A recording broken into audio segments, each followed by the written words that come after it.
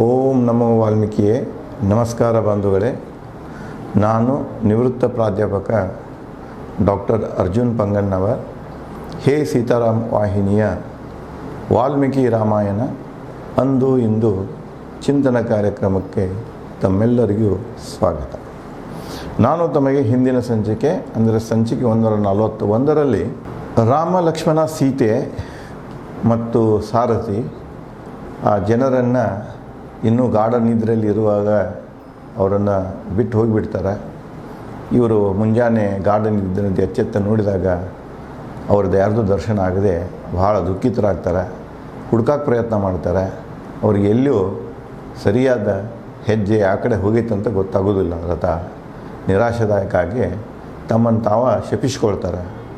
ಮುಂದೆ ಅವರು ಒಂದು ನಿರ್ಧಾರ ಮಾಡ್ತಾರೆ, ರಾಮನಿಲ್ದ ನಾವು ಹೊಳೆ ಹೋಗೋದು ಸರಿಯಾಗೋದಿಲ್ಲ, ಅದಕ್ಕೆ ನಾವು ಸಾಮೂಹಿಕವಾಗಿ ಆತ್ಮಹತ್ಯೆ ಮಾಡಿಕೊಳ್ಳೋಣ ಅಂಥೇಳಿ ನೋಡಿ ಮನಸ್ಸ ಒಂದು ಖಿನ್ನತೆಗೆ ಒಳಗಾಯ್ತಂದ್ರೆ ಇಂಥವೆಲ್ಲ ನಿರ್ಧಾರಗಳಾಗ್ತವೆ. ಮುಂದೆ ಅವ್ರೇನು ಹೇಳ್ತಾರೆ, ಇವೆಲ್ಲ ನೋಡಿಕೊಂಡು ಕಡೆಗೆ ಸಮಾಧಾನ ಮಾಡಿಕೊಂಡು ಅಯೋಧ್ಯೆಗೆ ಮರಳ್ತಾರೆ. ಅಯೋಧ್ಯ ನಗರದಲ್ಲಿ ಪ್ರವೇಶ ಮಾಡೋದಿದ್ದಂತೆ, ಮನೆಗಳಿಗೆ ಹೋಗುತ್ತಿದ್ದಂತೆ ಮನೆಯಲ್ಲಿ ಇದ್ದಂತಹ ಸದಸ್ಯರು ಅವರನ್ನು ಬೇರೆ ಬೇರೆ ರೀತಿಯಿಂದ ಪ್ರಶ್ನೆಗಳನ್ನು ಮಾಡ್ತಾರೆ. ಅವರೆಲ್ಲ ಪ್ರಶ್ನೆಗಳಿಗೆ ಉತ್ತರಿಸಲಿಕ್ಕೆ ಆಗೋದಿಲ್ಲ. ಅದನ್ನೇ ವಾಲ್ಮೀಕಿಯವರು ಹೇಳ್ತಾರೆ, ಆನೆಗೆ ಅಂಕುಶ ಇಟ್ಟಂಗೆ ಇಲ್ಲಿ ಮಡದಿಯರು, ಹೆಂಡಂದಿರರು, ಗಂಡಂದಿರರಿಗೆ ರಾಮನ ಯಾಕೆ ಕರ್ಕೊಂಡು ಬರಲಿಲ್ಲ ಅಂಥೇಳಿ ಚುಚ್ಚು ಮಾತುಗಳನ್ನು ಮಾತಾಡೋದು. ಮತ್ತು ಆವಾಗ ಆ ದಿವಸ ಇಡೀ ಅಯೋಧ್ಯೆಯಲ್ಲಿ ಯಾವುದೇ ಸಂಭ್ರಮ ನೀಡಲಿಲ್ಲ. ಅಂಗಡಿ ಮುಂಗಟ್ಟುಗಳೆಲ್ಲ ಬಂದದು, ಹೆಣ್ಣುಮಕ್ಕಳು ಒಲೆಗಳನ್ನು ಹೊತ್ತಿಸಿಲ್ಲ. ಇಂಥ ಒಂದು ಶೋಕಮಯ ವಾತಾವರಣ ಅಯೋಧ್ಯೆಯಲ್ಲಿ ನಿರ್ಮಾಣ ಆಯಿತು. ಮುಂದುವರೆದೆ ಅವ ಜನ ಏನು ಬಂದಿರ್ತಾರೆ, ಇವರೇನೊಂದು ಶೋಕ ಆಚರಣೆ ಮಾಡ್ತಿರ್ತಾರೆ. ಅದನ್ನೇ ಮುಂದುವರಿಸಿ ವಾಲ್ಮೀಕಿಯವರು ಹೀಗೆ ಹೇಳ್ತಾರೆ, ರಾಮನ ಸೇವೆಗಾಗಿ ಸೀತೆ ಮತ್ತು ಲಕ್ಷ್ಮಣ ಅವರು ಏನಿದ್ದಾರೆ ಅದೃಷ್ಟವಂತರವರು, ಅವರೇ ಭಾಗ್ಯಶಾಲಿಗಳು. ನಮಗೆ ಆ ಭಾಗ್ಯ ಇಲ್ಲ. ನಾವು ಅವರ ಸೇವೆ ಮಾಡಬೇಕಂತ ಅವರೊಂದಿಗೆ ಅರಣ್ಯಕ್ಕೆ ಹೋಗಿ ಪ್ರಯತ್ನ ಮಾಡಿದ್ದು, ಆ ಭಾಗ್ಯ ನಮಗೆ ಒಲಿಯಲಿಲ್ಲ, ಅವರೇ ಭಾಗ್ಯವಂತರು ಅಂಥೇಳಿ ಹೇಳ್ತಾ ಮುಂದುವರಿಸ್ತಾರೆ. ರಾಮನ ಕಂಡ ನದಿಗಳು, ನೀರಿನ ಹೊಂಡಗಳು, ಸ್ನಾನಕ್ಕೆ ಬಳಸಿದ ನೀರು ಧನ್ಯ. ನೋಡ್ರಿ ಯಾವ ರೀತಿ ಕವಿ ಇಲ್ಲೇ ನೋಡಿ, ವಾಲ್ಮೀಕಿ ಒಂದು ಕವಿತ್ವವನ್ನು ನೋಡಿ, ಕವಿಯ ಶೈಲಿ ನೋಡಿ. ಜನ ಏನಂತಾರಂದರೆ, ರಾಮನ ಕಂಡುಗಳ ನದಿಗಳು ಧನ್ಯ. ರಾಮ ಹೋಗೋ ಕಾಲಕ್ಕೆ ಅರಣ್ಯಕ್ಕೆ ಹೋಗ್ತಾ ಇದ್ದಾಗ ಅವನಿಗೆ ನೊರೆತೊರೆಗಳು ಇವು ಬರ್ತಾವೆ, ಎಲ್ಲ ತೊರೆಗಳು ಬರ್ತಾವೆ, ಹಳ್ಳ ಬರ್ತಾವೆ, ಜರಿಗಳು ಬರ್ತಾವೆ. ಜರಿ ಅಂದರೆ ಸೆಲೆಗಳು ಬರ್ತಾವೆ, ಹೊರ್ತಿಗಳು ಬರ್ತಾವೆ, ಕೆರೆಗಳು ಬರ್ತಾವೆ, ನದಿಗಳು ಬರ್ತಾವೆ. ನೀವು ದಾಟಿ ಹೋಗ್ತಾನೆ ಯಾವ್ಯಾವ ಥರ ದರ್ಶನ ಆಗ್ತಿದೆ. ಆ ನದಿಗಳು ಅದೃಷ್ಟಶಾಲಿಗಳು, ಯಾಕಂದರೆ ಅವಕ್ಕೆಲ್ಲ ರಾಮನ ದರ್ಶನವಾಯಿತು. ಅದರಂತೆ ಮುಂದುವರೆದು ಹೇಳ್ತಾರೆ, ನೀರಿನ ಹೊಂಡಗಳು ಆಯಿತು. ರಾಮ ಕಂಡ ನದಿಗಳು, ನೀರಿನ ಹೊಂಡಗಳು, ಸ್ನಾನಕ್ಕೆ ಬಳಸಿದ ನೀರು ಧನ್ಯವು. ರಾಮ, ಸೀತೆ, ಲಕ್ಷ್ಮಣ ಎಲ್ಲೆಲ್ಲಿ ಅವರು ಜಲಪಾನ ಮಾಡ್ತಾರೆ, ಎಲ್ಲೆಲ್ಲಿ ಸ್ನಾನ ಮಾಡ್ತಾರೆ, ಆ ಎಲ್ಲ ನದಿಗಳೇನಾಗ್ತವೆ ಅಂದರೆ ಪವಿತ್ರ ಆಗ್ತವೆ. ಅವ್ರ ದರ್ಶನದಿಂದ, ಅವರು ಮುಟ್ಟುವ ಅವ್ರ ಸ್ಪರ್ಶದಿಂದ ಅವೆಲ್ಲ ಪವಿತ್ರ ಆದವು. ಆ ಒಂದು ಭಾಗ್ಯ ಅವಕ್ಕೆ ಬಂತಂತ ಹೇಳ್ತಾರೆ. ಅದನ್ನೇ ಮುಂದುವರಿಸಿ, ರಾಮ ಅಲೆದಾಡಿದ ಅರಣ್ಯ, ಗಿಡಮರ, ಪರ್ವತ ಶಿಖರಗಳು ಧನ್ಯ.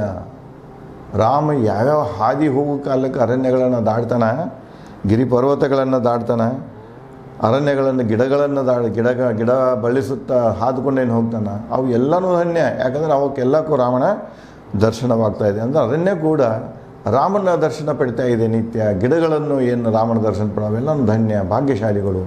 ಆ ಭಾಗ್ಯವನ್ನು ನಮಗಿಲ್ಲಲ್ಲ ಅಂಥೇಳಿ ದುಃಖ ಪಡ್ತಾರೆ.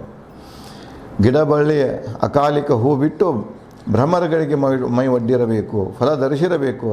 ರಾಮನ ಕಂಡ ತಕ್ಷಣ ಇಡೀ ಪ್ರಕೃತಿನ ಸಂತೋಷಮಯವಾಗಿ ಅಕಾಲಿಕ ಹೂಗಳನ್ನು ಬಿಟ್ಟಿರಬೇಕು, ಬಳ್ಳಿ ಹೂ ಬಿಟ್ಟಿರಬೇಕು, ಗಿಡ ಹೂ ಬಿಟ್ಟಿರಬೇಕು, ಗಿಡಗಳು ಅಕಾಲಿಕ ಫಲ ಧರಿಸಿರಬೇಕು. ಅಷ್ಟು ಸಂತೋಷದಾಗ ರಾಮನ ಸ್ವಾಗತಕ್ಕಾಗಿ, ರಾಮನಿಗೆ ಒಂದು ಒಳ್ಳೆಯ ವಾತಾವರಣ ಕೊಡುವುದಕ್ಕಾಗಿ ಅವನು ದಣಿವಾಗಬಾರ್ದು, ಮನಸ್ಸಿಗೆ ಇದಾಗಬಾರ್ದು ಅನ್ನೋ ಸಲುವಾಗಿ ಯಾವ ರೀತಿ ಪ್ರಕೃತಿ ಈ ಗಿಡ, ಮರ, ನದಿ ಇವತ್ತರ ಮೂಲಕ ಸ್ಪಂದಿಸ್ತಿದೆ ಅನ್ನೋದನ್ನು ಕವಿ ಇಲ್ಲಿ ವಾಲ್ಮೀಕಿಯವರು ಈ ರೀತಿಯಾಗಿ ಹೇಳ್ತಾರೆ. ಅಂದರೆ ಈಗ ಸತ್ಪುರುಷರು ಯಾರಿರ್ತಲ್ಲ, ಸಾಧು ಸಂತರು, ಒಳ್ಳೆಯ ಪುರುಷರು ಯಾರಿರ್ತಲ್ಲ, ಅವರಿಗೆ ಪ್ರಕೃತಿನ ಏನು ಮಾಡ್ತಿದೆ ಅಂದರೆ ಅವ್ರದ್ದು ಪ್ರತಿಯೊಂದಕ್ಕೂ ತನ್ನ ಪ್ರತಿಕ್ರಿಯೆಯನ್ನು ವ್ಯಕ್ತಪಡಿಸ್ತದೆ.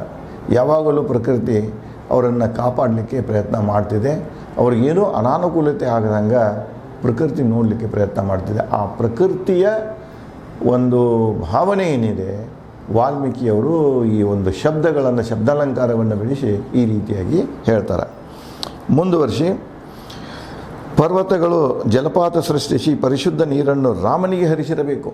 ನದಿಗಳು, ಜರೆ, ತೊರೆಗಳು ಎಲ್ಲ ಏನು ಮಾಡಬೇಕು, ಎತ್ತರ ಬೆಟ್ಟಗಳಿಂದ ಅಲ್ಲೆಲ್ಲೇ ಸಣ್ಣ ಮತ್ತು ದೊಡ್ಡ ಜಲಪಾತಗಳನ್ನು ಸೃಷ್ಟಿ ಮಾಡಿರಬೇಕು. ರಾಮನಿಗೆ ಜಳಕ ಮಾಡಲಿಕ್ಕೆ, ಕುಡಿಲಿಕ್ಕೆ, ನೀರು ಕುಡಿಲಿಕ್ಕೆ ಶುದ್ಧವಾದ ನೀರನ್ನೇ ಅವು ರಾಮನಿಗೆ ಕುಡಿಲಿಕ್ಕೆ ಅವನಿಗೆ ಪೂರೈಸಿರಬೇಕು. ರಾಮನಿದ್ದಲ್ಲಿ ಸಂತೋಷ ಸಮೃದ್ಧಿ ಇವೆ, ಭಯ ಆತಂಕಗಳಿರುವುದು. ಎಲ್ಲಿ ರಾಮ ಇದಾನ ಅಲ್ಲಿ ಸಮೃದ್ಧಿ ಇದೆ, ಸಂತೋಷ ಇದೆ, ಅಲ್ಲಿ ಭಯ ಇಲ್ಲ. ಇಲ್ಲಿ ನೋಡಿ, ಇವತ್ತಿಗೆ ನಾವು ರಾಮನನ್ನು ಈ ಕಡೆ ತಂದು ಬಿಟ್ಟಿವಿ ಅಂದ್ರೆ ಅಲ್ಲಿ ನೋಡಿ, ವಾಲ್ಮೀಕಿಯವರು ಹೇಳೋ ಪ್ರಕಾರ ರಾಮ ಯಾವ ಭೂಮಿಯಲ್ಲಿ ಹೆಜ್ಜೆ ಇಡ್ತಿದ್ದ, ಭೂಮಿ ಮ್ಯಾಗ ಹೆಜ್ಜೆ ಇಡ್ತಿದ್ದ, ಯಾವ ಪ್ರದೇಶದಲ್ಲಿ ಹೋಗ್ತಿದ್ದ, ಅಲ್ಲಿ ಸಮೃದ್ಧಿ ನೋಡಲ್ಲ. ನಿಸರ್ಗನ ಅವನಿಗೆ ರಿಯಾಕ್ಟ್ ಮಾಡ್ತಿತ್ತು. ಅಕಾಲಿಕ ಹೂ, ಅಕಾಲಿಕ ಫಲ ಎಲ್ಲಿ ಸಿಗ್ತದ, ಅವನಿಗೆ ಜೇನು ಏನು ಬೇಕಾದೆಲ್ಲ ಸಿಗ್ತಿತ್ತು. ಇಡೀ ಪ್ರಕೃತಿನೇ ಅವನಿಗೆ ಅನುಕೂಲಕರ ವಾತಾವರಣ ಸೃಷ್ಟಿ ಮಾಡ್ತಿತ್ತು. ಅಂದರೆ ರಾಮ ಎಲ್ಲಿರ್ತಾನೆ ಅಲ್ಲಿ ನೆಮ್ಮದಿ ಇದೆ, ರಾಮ ಎಲ್ಲಿರ್ತಾನೆ ಅಲ್ಲಿ ಶಾಂತಿ ಇದೆ, ರಾಮ ಎಲ್ಲಿರ್ತಾನೆ ಅಲ್ಲಿ ಸಮೃದ್ಧಿ ಇದೆ. ನಾವು ಏನು ಮಾಡ್ತಾ ಇದ್ದೇವೆ ಅಂದರೆ, ಅಂತಹ ಪುರುಷೋತ್ತಮ ರಾಮನ ಹೆಸರನ್ನು ನಾಲಿಗೆ ಮೇಲೆ ತೊಗೊಂಡು ನಮ್ಮ ನಾಲಿಗೆ ಯೋಗ್ಯತೆ ಐತೋ ಇಲ್ಲ ನಾವು ಆತ್ಮಾವಲೋಕನೆ ಮಾಡ್ಕೊಂಡು ನೋಡ್ಕೋಬೇಕು. ಅಂತಹ ಪುರುಷೋತ್ತಮ ರಾಮನ ಹೆಸರಿನಾಗ ನಾವು ಏನು ಮಾಡ್ತಾ ಹೊಂಟೇವೆ ಅಂದರೆ, ಹಿಂಸೆಗಳನ್ನು ಮಾಡ್ತಾ ಹೊಂಟೇವೆ, ಅಶಾಂತಿಯನ್ನು ಸೃಷ್ಟಿ ಮಾಡ್ತಾ ಹೊಂಟೇವೆ, ದೊಂಬಿಗಳನ್ನು ಮಾಡ್ತಾ ಹೊಂಟೇವೆ. ರಾಮ ಯಾವ ಭೂಮಿ ಮ್ಯಾಗ ಕಾಲಿಡ್ತಾನೆ ಅಲ್ಲಿ ಶಾಂತಿ ನೆಲೆಸ್ತಿದೆ. ಇವತ್ತು ರಾಮನ ಹೆಸರ ಮ್ಯಾಗ ಜಗತ್ತಿನ ತುಂಬ ನಾವು ಅಶಾಂತಿ ಸೃಷ್ಟಿಯಾಗುವುದನ್ನು ನೋಡ್ತಾ ಇದ್ದೇವೆ. ಇದು ಬಹಳ ದುಃಖಕರ ಸಂಗತಿ. ಅದಕ್ಕೆ ಈ 300 ಮೇಲ್ಪಟ್ಟು ಏನು ರಾಮಾಯಣಗಳದಾವಲ್ಲ, ಇಲ್ಲಿ ತನಕ ಬರೆದಂಥ ರಾಮಾಯಣಗಳದಾವಲ್ಲ, ಅವು ಯಾವ ಒಂದು ಉದ್ದೇಶ ಇಟ್ಕೊಂಡು ಕಾಶಿ ಅವರೆಲ್ಲ ಪ್ರಕ್ಷೇಪ ಮಾರ್ಪಾಡುಗಳನ್ನು ಮಾಡ್ಯಾರೋ ಅವ್ರಿಗೆ ಗೊತ್ತು, ಆ ಕವಿಗಳಿಗೆ. ಬಟ್ ವಾಲ್ಮೀಕಿ ರಾಮಾಯಣವನ್ನು ಯಾರು ನೀವು ಓದ್ತೀರಿ, ನಿಮ್ಗೆ ನಿಜವಾದ ಪುರುಷೋತ್ತಮನ ದರ್ಶನ ಆಗ್ತಿದೆ. ಪುರುಷೋತ್ತಮ ರಾಮನ ದರ್ಶನ ಮಾಡ್ಕೊಳ್ಬೇಕಾಗಿತ್ತಂದ್ರೆ, ಅವನು ಬದುಕಿನ ಬಗ್ಗೆ ತಿಳ್ಕೊಳ್ಬೇಕಾಗಿತ್ತಂದ್ರೆ, ಮತ್ತು ಅಲ್ಲಿ ಮೂಡಿ ಬರುವಂಥ ಭಾವನೆಗಳನ್ನು, ಮೌಲ್ಯಗಳ ಬಗ್ಗೆ ತಿಳಿದುಕೊಳ್ಬೇಕಾಗಿತ್ತಂದ್ರೆ ಇವತ್ತೇ ನಿಮ್ಗೆ ಸಾಕಷ್ಟು ಲಭ್ಯ ಆಗ್ತಿದೆ. ಸಂಸ್ಕೃತದಲ್ಲಿ ಇದೆ ಮತ್ತು ಅನ್ಯ ಭಾಷೆಗಳಲ್ಲೂ ಬರೆದಾರ. ಮೂಲ ವಾಲ್ಮೀಕಿ ರಾಮಾಯಣ ಮಾತ್ರ ಆಯ್ಕೆ ಮಾಡಿಕೊಂಡು ಉಡುಕಿ ರಾಮಾಯಣ ಓದಬೇಡ್ರಿ ಅಂತೆಲ್ಲ ಓದ್ರಿ. ಅವ್ರವ್ರು ತಮ್ಮ ಇದಕ್ಕೆ ಈ ಉದಾಹರಣೆ ಇಲ್ಲ, ವಿಮಲಾ ಸೂರಿ ಅವ್ರದ್ದು, ಅವರು 1ನೇ ಶತಮಾನ BC ಅವರು ತಮಗೆ ಜೈನ ಧರ್ಮ ಮತಪಂಥದ ಬೋಧನೆಗೆ ಏನು ಬೇಕಾಗಿತ್ತು ಅದನ್ನು ಮಾರ್ಪಾಡು ಮಾಡ್ಕೊಂಡ್ರು. ಬುದ್ಧರ ಅದನ್ನು ಮಾಡ್ಕೊಂಡ್ರು. ಇದೇ ಪ್ರಕಾರ ಬಂದವ. ಮತ್ತು ವೈಷ್ಣವ ಪಂಥ ತಮಗೆ ಬೇಕಾದಂಗೆ ಮಾಡಿಕೊಂಡ್ರು. ಈವನ್ ಇತ್ತೀಚೆಗೇನು ಬರ್ತಿದ್ದಲ್ಲ ಶಂಕರಾಚಾರ್ಯರಿಂದ ಈ ಕಡೆಗೆ, ಅಲ್ಲೇನು ಬರ್ತಿದೆ ದ್ವೈತ, ಅದ್ವೈತ, ವಿಶಿಷ್ಟ ಅದ್ವೈತ, ಎಲ್ಲ ವಾಲ್ಮೀಕಿ ಚಿಂತನೆಗಳೇನದಲ್ಲ. ಬಹುತೇಕ ನೀವು ಯೋಗ ವಾಸಿಷ್ಠನ್ನು ಓದಿದ್ರೆ ನಿಮ್ಗೆ ಅದರದ್ದೊಂದು ಅರಿವು ಬರ್ತಿದೆ. ಅದಕ್ಕೆ ಅವೇ ವಿಚಾರಗಳನ್ನು ಇವರು ಮುಂದೆ ಪರಿಭಾಷೆಗಳನ್ನು ಕೊಟ್ಟಾರ, ಮತ್ತು ಅವು ಕೆಲವೊಂದು ತಿರುಮುರು ಮಾಡಿ ಬರೆದಾರ. ಅದಕ್ಕೆ ಇವನ್ನ ತಿಳ್ಕೊಳ್ಳೋಕ್ಕಿಂತ ಪೂರ್ವದಲ್ಲಿ ನೀವು ಮೂಲ ವಿಚಾರಗಳನ್ನು ನೀವು ಅದನ್ನು ಓದಿದ್ರಂದ್ರೆ ನಿಮ್ಗೆ ಅದರದ್ದು ನಿಜವಾದ ಅರ್ಥ ಆಗ್ತಿದೆ. ಅದಕ್ಕೆ ಇಲ್ಲಿ ನಿಜವಾದ ರಾಮ ಹೇಗೆ ಪುರುಷೋತ್ತಮ ಅನಿಸ್ಕೊಂಡ, ರಾಮನಲ್ಲಿ ಏನು ಮೌಲ್ಯಗಳಿದ್ದು, ರಾಮಂದ ಹೇಗಿತ್ತು ಅನ್ನೋದನ್ನು ನೀವು ತಿಳ್ಕೊಳ್ಬೇಕಾಗಿತ್ತಂದ್ರೆ ಮೂಲ ವಾಲ್ಮೀಕಿ ರಾಮಾಯಣನ ಓದಿದ್ರೆ ಇದರ ಅರಿವು ಆಗ್ತಿದೆ. ಮುಂದುವರಿಸಿ, ರಾಮ ನಮ್ಮಿಂದ ಬಹುದೂರ ಹೋಗಿಲ್ಲ, ನಾವೆಲ್ಲರೂ ಅವನನ್ನು ಹುಡುಕೋಣ. ರಾಮ ಇದ್ದಲ್ಲೆಲ್ಲ ಸಮೃದ್ಧಿ ಶಾಂತಿ ಇದೆ. ಈಗ ರಾಮ ಇಲ್ಲ, ಇಲ್ಲಿ ನಮ್ಮ ದುಃಖದಾಗ ಮುಳುಗ್ಯವ ನಮ್ಮಲ್ಲಿ ಶಾಂತಿ ಇಲ್ಲ. ಈಗ ಎಲ್ಲ ಕದಡಿ ಹೋಯಿತು, ಸೌಹಾರ್ದತೆ ಹೋಯಿತು. ಅಯೋಧ್ಯ ಶೋಕದಲ್ಲಿ ಮುಳುಗಿ ಹೋಗಿದೆ. ಪ್ರತಿಯೊಬ್ಬರು ಖಿನ್ನತೆಗೊಳಗಾಗ್ಯಾರ. ಇದು ಬೇಡಾಗಿದೆ ನಮಗೆ. ಈಗೂ ಏನೋ ಮಿಂಚಿಲ್ಲ ಕಾಲ, ಅವನು ಭಾಳ ದೂರ ಹೋಗಿಲ್ಲ. ಏನಾದರೂ ಮಾಡಿ ಅವು ಯಾವ ಕಡೆ ಹೋಗಿ ನಾವೆಲ್ಲ ಹುಡುಕೊಂಡು ರಾಮನನ್ನು ಮರಳಿ ಪಡೆಯೋಣ ಅಂತ ಕೆಲವು ಮಂದಿ ಮಾತಾಡ್ತಾರೆ. ರಾಮ ನಮ್ಮಿಂದ ಬಹುದೂರ ಹೋಗಿಲ್ಲ, ನಾವೆಲ್ಲರೂ ಅವರನ್ನು ಹುಡುಕೋಣ. ನೀವು ರಾಮನ ಸೇವೆ ಮಾಡಿರಿ, ನಾವು ಸೀತೆ ಸೇವೆ ಮಾಡುವ ಅಂತ ಹೇಳಿ ಹೆಣ್ಮಕ್ಳ, ನೀವು ಗಂಡ ರಾಮನ ಸೇವೆ ಮಾಡಿರಿ, ನಾವು ಸೀತೆ ಸೇವೆ ಮಾಡ್ತೇವೆ, ಹೋಗೋಣ ನಡ್ರಿ ಹುಡ್ಕೊಂಡು ಬರೋಣ ಅಂಥೇಳಿ ಹೆಂಡಂದಿರರು, ಹೆಣ್ಣು ಮಕ್ಕಳು, ಮನೆಯಾಗಿನ ಹೆಣ್ಣು ಮಕ್ಕಳು ಆ ಮರಳಿ ಬಂದಂಥ ತಮ್ಮ ಗಂಡಸರಿಗೆ, ತಮ್ಮ ಪತಿಗಳಿಗೆ ಈ ಪ್ರಶ್ನೆಗಳನ್ನು ಮಾಡಿ ಕೇಳ್ತಿದ್ರು. ಮುಂದುವರೆದು, ದುಃಖದಲ್ಲಿ ಎಲ್ಲರೂ ಉಳಿದರು. ಮತ್ತು ಮುಂದುವರೆದ ಮತ್ತು ದುಃಖದಾಗ ಎಲ್ಲರೂ ಈ ರೀತಿಯಾಗಿ ಮಾತಾಡ್ತಾರೆ. ಕೈ ಆಡಳಿತ ವಹಿಸಿದರೆ ನಾವು ನಮ್ಮ ಮಕ್ಕಳು ಸುಖವಾಗಿರಲು ಅಸಾಧ್ಯ. ಯಾವ ರೀತಿ ಕೈ ಈ ರಾಜ್ಯವನ್ನು ತನ್ನ ಕೈ ತಗೊಂಡಾಳ, ತನ್ನ ಮಗನನ್ನು ಪಟ್ಟು ಕಟ್ತಾ ಇದ್ದಾಳೆ. ಒಂದು ವೇಳೆ ಆಕೆ ಮುಂದುವರಡಂದ್ರೆ ನಾವೆಲ್ಲ ಸುಖವಾಗಿರೋಕ್ಕೆ ಸಾಧ್ಯನೇ ಇಲ್ಲ. ಇವತ್ತು ಹಂಗಿದೆ ನೋಡಿ. 1947ರಾಗ ಬ್ರಿಟಿಷರು ಬಿಟ್ಟು ಹೋಗೋ ಕಾಲಕ್ಕೆ ನಾವು ಕಂಡಂಥ ಭಾರತ ಇವತ್ತು ನಾವು ಆತ್ಮಾವಲೋಕನೆ ಮಾಡ್ಕೊಂಡು ನೋಡಬೇಕು. ನಮ್ಗೆ ನೆಹರು ಮೊದಲೇ ಪ್ರೈಮ್ ಮಿನಿಸ್ಟರ್ದಿಂದ ಹಿಡ್ಕೊಂಡು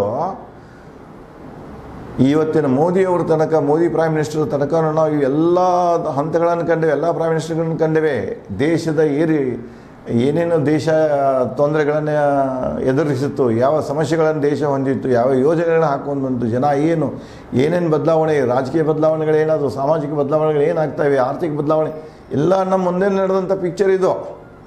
ನಮ್ಮ ಈ ಕಾಲಘಟ್ಟದ ಸಾಕ್ಷಿ ಇಲ್ಲಿ ನಾವು ನೋಡ್ತೇವೆ. 1947ರಾಗ ನಾವೇನು ಕನಸು ಕಂಡಿದ್ದೀವಿ, ಒಂದು ಹೊಸ ಭಾರತ ಹೇಗಿರಬೇಕು.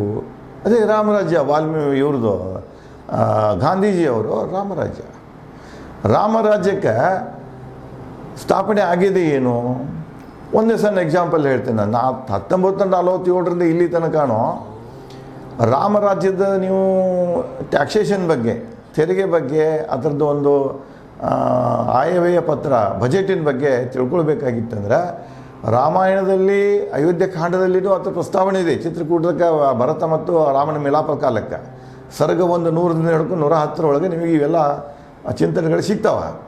ಅದೇ ಪ್ರಕಾರ ಕೌಟಿಲ್ಯರ ಅರ್ಥಶಾಸ್ತ್ರದಾಗ ನೀವು ಹೋಗಿಬಿಟ್ರಂದ್ರೆ ಅಲ್ಲಿ ಕೂಡ ಅವರು ವಿತ್ತ ನೀತಿ ಬಗ್ಗೆ ಹೇಳೋ ಕಾಲಕ್ಕೆ ಅಲ್ಲೇ ಸಂಪೂರ್ಣವಾಗಿ ಹೇಳ್ತಾರೆ ಅವರು. ಇವೆಲ್ಲ ಬೃಹಸ್ಪತಿ ಮತ್ತು ವಾಲ್ಮೀಕಿಯವರ ಆರ್ಥಿಕ ಚಿಂತನೆಗಳು ಅಂತ ಹೇಳ್ತಾರೆ. ಅಲ್ಲಿ ಏನು ಹೇಳ್ತಾರಂದ್ರೆ, ರಾಮಾಯಣದಲ್ಲೂ ಏನು ಹೇಳ್ಯಾರಂದ್ರೆ ತೆರಿಗೆ ಒಂದೇ ಇರಬೇಕು. ಎಂಥ ತೆರಿಗೆ ಅಂದರೆ ನೇರ ತೆರಿಗೆ. ಒಂದು ಮನೆತನದ ಒಂದು ವರ್ಷಕ್ಕೆ ಎಷ್ಟು ಹುಟಾಜ್ ಆಗ್ತಿದೆ, ಎಷ್ಟು ಆದಾಯ ಉತ್ಪನ್ನ ಆಗ್ತಿದೆ, ಆದಾಯ ಆಗ್ತಿದೆ, ಅದರದ್ದು 1/6 ಭಾಗ ಮೀರಕೂಡದು. 1/6 ಭಾಗ ಅಂದರೆ 18%. ಇವತ್ತು ನಾವು ಟ್ಯಾಕ್ಸೇಷನ್ ನೋಡ್ಬೇಕಾದ್ರೆ ಇನ್ಕಮ್ ಟ್ಯಾಕ್ಸ 33% ಹೋಗ್ತಿದೆ. ಮುಂದೆ ಅಷ್ಟೇ ಅಲ್ಲ, ಅಲ್ಲಿ ಒಂದೇ ತೆರಿಗೆ ಇದೆ, ಆದಾಯ ತೆರಿಗೆ ಅಷ್ಟೇ ಹೇಳ್ತಾರಲ್ಲಿ. ಏನು ವಸ್ತುಗಳು ಉತ್ಪಾದನೆ ಮಾಡ್ತಾರಲ್ಲ, ವಸ್ತುಗಳ ಮೇಲೆ ಯಾವ ಹಂತದಲ್ಲಿಯೂ ಉತ್ಪಾದನಾ ಹಂತದಿಂದ ಹಿಡ್ಕೊಂಡು ಮಾರಾಟವಾಗೋ ತನಕನೂ ತೆರಿಗೆಗಳಿಲ್ಲಲ್ಲಿ. ಪರೋಕ್ಷ ತೆರಿಗೆಗಳಿಲ್ಲ, ಸೇಲ್ ಟ್ಯಾಕ್ಸ್ ಇಲ್ಲ, GST ಇಲ್ಲ, ಏನೂ ಇಲ್ಲ ಅಲ್ಲಿ ರಾಮಾಯಣದಲ್ಲಿ. ಮುಂದೆ ಹೊರಗಿನಿಂದ ಏನು ವಸ್ತುಗಳು ಬರ್ತಿದ್ವಲ್ಲ, ಹೊರಗಿನಿಂದ ಬರುವಂಥ ಕಸ್ಟಮ್ಸ್ ಅಂತ ಕರಿತೇವೆ. ಅಲ್ಲಿ ಅವ್ರು ಏನು ಮಾಡ್ತಿದ್ರಂದ್ರೆ, ಹೊರಗಿನಿಂದ ಬರುವಂಥ ವಸ್ತುಗಳು, ಹೊರಗಿನಿಂದ ಏನು ಮಾರಾಟಗಾರ ಬರ್ತಿರಲ್ಲ ಅವ್ರು ತೆರಿಗೆ ಕೊಡಬೇಕಾಗ್ತಿತ್ತು. ಆದರೆ ಅವ್ರಿಗೆ ಒಂದು ಕಂಡೀಷನ್ ಹಾಕ್ತಿರೋ ಅವರು, ನೀವು ನಮಗೇನು ತೆರಿಗೆ ಕೊಡ್ತಿರಲ್ಲ ಆ ತೆರಿಗೆನ ಇಲ್ಲಿ ಬೆಲೆಗಳಲ್ಲಿ ಹೇರಕೂಡ್ದು. ಅಂದರೆ ನಮಗೆ ಕೊಟ್ಟ ತೆರಿಗೆ ಭಾರವನ್ನು ನಮ್ಮ ಪ್ರಜೆಗಳ ಮೇಲೆ ಹೇರಕೂಡ್ದು. ನಮ್ಮ ಪ್ರಜೆಗಳ ಮೇಲೆ ಕೇವಲ ಒಂದೇ ತೆರಿಗೆ ಭಾರ ಇರಬೇಕು, 18%ಗಿಂತ ಹೆಚ್ಚು. ಒಂದು 100 ರೂಪಾಯಿ ಸಂಬಳ ಇತ್ತಂದ್ರೆ 18 ರೂಪಾಯಿ ಟ್ಯಾಕ್ಸ್ ಕೊಟ್ಟಿರ್ಬೇಕು. ಇವತ್ತು ನೋಡ್ರಿ, ನಾವು ಕನಸು ಕಂಡದ್ದು ರಾಮರಾಜ್ಯ. ಆ ರಾಮರಾಜ್ಯ ಐತೆ ನಮ್ಮಲ್ಲಿ ಇಲ್ಲ. ತೆರಿಗೆದು ಒಂದ ಹೇಳ್ತೀನಿ ನಿಮಗೆ, ಆಯಾಮದ ಮ್ಯಾಗ 108 ತೆರಿಗೆ ಅದಾವೆ. ಒಂದು ಆದಾಯ ತೆರಿಗೆ ಇದೆ, ಗಿಫ್ಟ್ ಟ್ಯಾಕ್ಸ್ ಇದೆ, ಪ್ರಾಪರ್ಟಿ ಟ್ರಾನ್ಸ್ಫರ್ ಮಾಡ್ಬೇಕಾದ್ರೆ ಅದಕ್ಕೆ ಟ್ಯಾಕ್ಸ್ ಇದೆ, ಸತ್ತು ಹೆಣಕ್ಕೂ ಟ್ಯಾಕ್ಸ್ ಕಟ್ತಾರೆ, ಸತ್ತು ಹೆಣಕ್ಕೆ ಬೇಕಾದಂಥ ಸಾಮಾನುಗಳು ತರಬೇಕಾದ್ರೆ GST ಕೊಡಬೇಕು. ಹುಟ್ಟುಗಿಂತ ಮೊದಲು ಮಗನ ತಾಯಿಗೆ ಒಂದು ಟ್ರೀಟ್ಮೆಂಟ್ ಕೊಡ್ಬೇಕಾದ್ರೆ ಅದು ಹುಟ್ಟುಗಿಂತ ಮೊದಲು ಮಗನ ಮ್ಯಾಗಿಂದ, ಅಂದರೆ ಹುಟ್ಟುಗಿಂತ ಮೊದಲಿಂದ ಹುಟ್ಟಿದ ನಂತರನೂ ಇರುವಂಥ ತೆರಿಗೆ ಬರೀ ಭಾರತ ಭೂಮಿಯಲ್ಲಿ ಐತೆ ಅಂತ ನನಗನ್ನಿಸ್ತಿದೆ. ಇಷ್ಟೊಂದು ತೆರಿಗೆ ಭಾರದಿಂದ ಮನುಷ್ಯ ಕುಗ್ಗಿ ಹೋಗ್ಯಾನ, ಪ್ರತಿಯೊಬ್ಬ ಭಾರತೀಯ ಕುಗ್ಗಿ ಹೋಗ್ಯಾನ. ದಿವಸ ಎದ್ದು ಕೂಡಲೇ ಒಂದು ಕಪ್ ಚಹಾ ಕೊಡ್ರೆ ನೀವು ತೆರಿಗೆ ಕೊಡಬೇಕನ, ಒಂದು ಮ್ಯಾಚ್ ಬಾಕ್ಸ್ ತೊಗೊಂಡ್ರೆ ತೆರಿಗೆ ಕೊಡಬೇಕನ. ನಿಮ್ಮ ಆದಾಯದ ನನಗನ್ನಿಸ್ತಿದ್ರೆ ಲೆಕ್ಕ ಮಾಡಿ ನೋಡಿದ್ರೆ ಬಹುಭಾಗ 50ರಿಂದ 60% ಡೈಲಿ ನೀವು ನಿಮ್ಮ ಆದಾಯದ ತೆರಿಗೆ ಕೊಡ್ತೀರಿ. ಇದು ನೀವು ಅದನ್ನು ವಿಚಾರ ಮಾಡಲ್ಲ, ಬರೀ ಬೈಕೊಂತ ಹೋಗಿಬಿಡ್ತೀರಿ ನೀವು. ಏನು ಬೆಲೆ ಹೆಚ್ಚಾಯ್ತು. ಅದರದ್ದು ಕಾಸ್ಟ್ ನೋಡಿರಿ, ಪ್ರೊಡಕ್ಷನ್ ಕಾಸ್ಟ್ ನೋಡಿರಿ, ನೀವು ಕೊಡುವಂಥ ಬೆಲೆ ನೋಡಿರಿ. 10 ರೂಪಾಯಿ ಪ್ರೊಡಕ್ಷನ್ ಕಾಸ್ಟ್ ಇತ್ತಂದ್ರೆ ನೀವು ಅದಕ್ಕೆ ಎಷ್ಟು ಕೊಡ್ತಿರ್ತೀರಿ ಗೊತ್ತಾ? 80, 90, 100 ರೂಪಾಯಿ ಕೊಡ್ತಿರ್ತೀರಿ.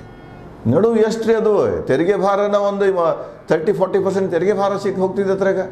ಅದಕ್ಕೆ ಇಲ್ಲೇನಿದಲ್ಲ, ಈ ವ್ಯವಸ್ಥೆ ನೋಡಬೇಕಾಗಿದ್ರೆ ನಾವು ಏನು 1947ರಲ್ಲಿ ರಾಮರಾಜ್ಯದ ಕನಸು ಕಂಡಿದ್ದೀವಲ್ಲ, ಇದು ರಾಮರಾಜ್ಯ ಅಲ್ಲ. ಇದು ಎಕ್ಸ್ಪ್ಲಾಯ್ಟೇಷನ್ ಇದೆ. ಈ ಹೆಂಗೆ ಯಾರು ಏನು ಸಿಗ್ತೈತಿ ಅವರೆಲ್ಲ ಸ್ಟೇಟ್ ಗೌರ್ಮೆಂಟ್ದಾಗ ಹಾಕ್ಬೋದ, ಲೋಕಲ್ ಮುನ್ಸಿಪಾಲ್ಟಿ ಅವ್ರಿಗೆ ಏನು ತಿಳಿತೈತೆ ಅವ್ರು ಹಾಕೋದ, ರಸ್ತಾದಾಗ ಹೋದ್ರೆ ರಸ್ತಾದಾಗ ತೆರಿಗೆ ಹಾಕೋದ, ಎಲ್ಲಿ ಹೋಗ್ತೀರ ಅಲ್ಲೆಲ್ಲ ಎಲ್ಲ ಸೆಂಟ್ರದ್ದು ಎಲ್ಲ ತೆರಿಗೆ 3-4 ನಮೂನೆ ತೆರಿಗೆಗಳನ್ನು ತೆರಿಗೆ ಭಾರದಿಂದ ತರಿಸ್ತಾರೆ. ಇದು ರಾಮರಾಜ್ಯ ಅಲ್ಲ. ನೀವು ನಿಜವಾಗಿಯೂ ಗಾಂಧಿಯವರ ಕನಸನ್ನು ನೆನಸು ಮಾಡಬೇಕಾಗಿತ್ತಂದ್ರೆ, ರಾಮರಾಜ್ಯವನ್ನು ನೀವು ಇಲ್ಲಿ ತರಬೇಕಾಗಿತ್ತಂದ್ರೆ ಅಧ್ಯಯನ ಮಾಡಿರಿ. ರಾಮರಾಜ್ಯದ ಅಲ್ಲೇನದಲ್ಲ ವಾಲ್ಮೀಕಿ ರಾಮಾಯಣದಲ್ಲಿ ಯಾವ ರೀತಿಯಾಗಿ ಆರ್ಥಿಕ ವ್ಯವಸ್ಥೆಯನ್ನು ನಾವು ನಡ್ಕೊಂಡು ಹೋಗಬೇಕು, ಯಾವ ರೀತಿಯಾಗಿ ನಾವು ಡೆವಲಪ್ಮೆಂಟ್ ಮಾಡೆಲನ್ನು ತಗೊಳ್ಬೇಕು, ದೇಶಕ್ಕೆ ಒಂದು ಸಮೃದ್ಧಿ ಮತ್ತು ಶಾಂತತೆಯನ್ನು ಕೊಡಬೇಕು ಅನ್ನೋದನ್ನು ಅಲ್ಲಿ ವಿಚಾರಗಳದಾವ. ಈ ಯೂನಿವರ್ಸಿಟೀಸ್ಗಳಲ್ಲಿ ಏನಾಗ್ತಿದೆ ಅಂದರೆ ಅವ್ನು ಬಿಟ್ಟು ವೆಸ್ಟರ್ನ್ಗೆ ಹೋಗ್ತಾರೆ ಅವ್ರು ಕೇಳಿದ್ರೆ ನೀವು ಏನು ಸರ್ಕಾರಕ್ಕೆ ಟ್ಯಾಕ್ಸ್ ರಿಫಾರ್ಮೇಷನ್ ಕೊಟ್ಟು ಬಿಟ್ರಂದ್ರೆ 108 ಹೊಸ ಟ್ಯಾಕ್ಸನ್ನು ಹೇಳಿರ್ತಾರೆ. ಇದ್ದ ಟ್ಯಾಕ್ಸ್ ಇನ್ನೊಂದು ಹೇಳ್ತೀನಿ, ನಿಮ್ಗೆ ಬಜೆಟ್ನಾಗ ಸರ್ಪ್ಲಸ್ ಬಜೆಟ್ ಆಯ್ತಂದ್ರೆ ಆ ಸರ್ಪ್ಲಸ್ ಬಜೆಟನ್ನು ಇನ್ನು ಮತ್ತೆ ಖರ್ಚು ಹೆಂಗೆ ಮಾಡ್ಬೇಕಂತ ನೀವು ಮತ್ತೆ ಅದಕ್ಕೆ ಯೋಜನೆಯನ್ನು ಹಾಕಿ ಕತ್ರಿ ಹಾಕಕ್ಕೆ ನೋಡ್ತೀರಿ. ಸರ್ಪ್ಲಸ್ ಬಜೆಟ್ ಇತ್ತಂದ್ರೆ ಮಂದಿ ಮ್ಯಾಗಿನ ತೆರಿಗೆ ಭಾರ ಕಡಿಮೆ ಮಾಡಿರಿ. ಎಷ್ಟು ಸರ್ಪ್ಲಸ್ ಬಜೆಟ್ ಇದೆ ಅಷ್ಟು ತೆರಿಗೆಗಳನ್ನು ಕಡಿಮೆ ಮಾಡಿರಿ. ಜೀವನಾವಶ್ಯಕ ವಸ್ತುಗಳ ಮೇಲೆ 1 ಪೈಸಾನೂ ತೆರಿಗೆ ಹಾಕಬೇಡ್ರಿ. ಮೊದಲಿತ್ತದು ನೆಹರು ಅವ್ರ ಕಾಲಕ್ಕೆ ಕೆಲವೊಂದು ಕಾಮಿಡಿಟಿ ಲಿಸ್ಟ್ ಮಾಡಿರೋರು, 70-80 ಕಾಮಿಡಿಟಿ ಲಿಸ್ಟ್, ಅದ್ರ ಮೇಲೆ ಟ್ಯಾಕ್ಸ್ ಇರೋಕ್ಕಿಲ್ಲ, ಫ್ರೀ ಇದ್ದವು. ಇವತ್ತು ಎಲ್ಲದ್ರ ಮೇಲೆ ಟ್ಯಾಕ್ಸ್. ಇನ್ನು ಯಾವ ಸೀಮೆ ರಾಮರಾಜ್ಯಪ್ಪ, ಯಾವ ರಾಮ, ಯಾವ ರಾಜ್ಯ ಇದು? ನನಗನ್ನಿಸ್ತೈತೆ ವಾಲ್ಮೀಕಿ ಕಾಲದ್ದೇನು ತ್ರೇತಾಯುಗದ ರಾಮದಲ್ಲ, ಆ ರಾಮನ ಸ್ವಭಾವಕ್ಕೂ ಅವನ ಒಂದು ಆರ್ಥಿಕ ವ್ಯವಸ್ಥೆಗೂ ಇವತ್ತಿಗೂ ನೋಡಬೇಕಾದ್ರೆ ಬಹಳಷ್ಟು ವ್ಯತ್ಯಾಸ ಇದೆ. ಅದಕ್ಕೆ ನಾವು ನಿಜವಾಗಿಯೂ ನಮ್ಮ ದೇಶದಲ್ಲಿ ರಾಮರಾಜ್ಯ ಸ್ಥಾಪನೆ ಮಾಡಬೇಕಾಗಿತ್ತಂದ್ರೆ ಅಲ್ಲಿ ಬಿತ್ತರಿಸಿದಂಥ ಆರ್ಥಿಕ ತತ್ವ ಸಿದ್ಧಾಂತಗಳನ್ನು ನಾವು ತಗೊಂಡು ಅಳವಡಿಸಿಕೊಳ್ಳಲಿಕ್ಕೆ ಪ್ರಯತ್ನ ಮಾಡಿದ್ದಲ್ಲಿ ಮಾತ್ರ ನಮ್ಮ ಕನಸು ನೆನಸಾಗ್ತಿದ್ದರೆ ಇದೆಲ್ಲ ಇಲ್ಲ. ಇನ್ನು ಮುಂದುವರೆದ ಈ ಜನ ಮತ್ತೇನು ಆಡ್ಕೊಳ್ತಿದೆ ಅನ್ನೋದನ್ನು ನಾನು ತಮಗೆ ಮುಂದಿನ ಸಂಚಿಕೆಯಲ್ಲಿ ವಿಚಾರಗಳನ್ನು ಹಂಚಿಕೊಳ್ತೇನೆ. ಧನ್ಯವಾದಗಳು.